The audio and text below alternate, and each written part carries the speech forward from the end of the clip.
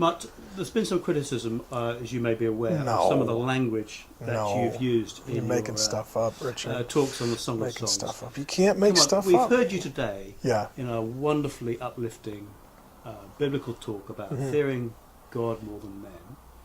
Why did you feel that you need to use explicit language when you gave those talks on the Song of Songs? First, I'd say I didn't use explicit language, and so.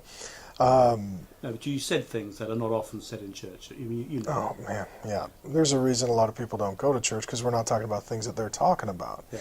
I'm in a city where we've got a lot of ages, but the majority of my church is single, college educated, in their 20s, don't have a church background, are very sexually active. A large percentage of the men are addicted to pornography, and I've got a few thousand women that have been sexually assaulted, raped, and abused.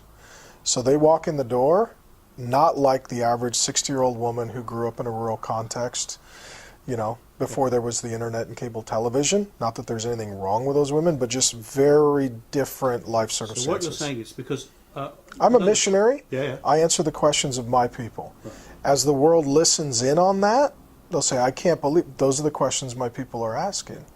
Because none of us want to scandalise lovely senior Christians who No, aren't no, used no, to no, the no. world.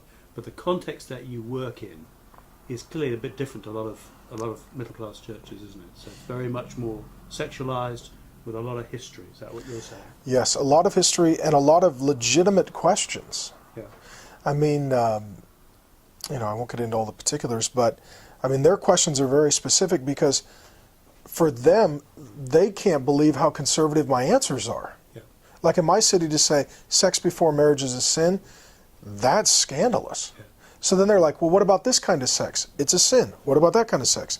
It's a sin. What about this? That's what struck me about when I actually read some of the criticisms. I thought, golly, the language is explicit, but I thought what you're actually commending is biblical patterns of morality. And all I was doing is answering questions Yeah. that were text messaged in. So, and here was, what I told you on the phone is, any pastor dealing with new converts and young people is answering these questions. Yeah. They're just answering them in counseling meetings.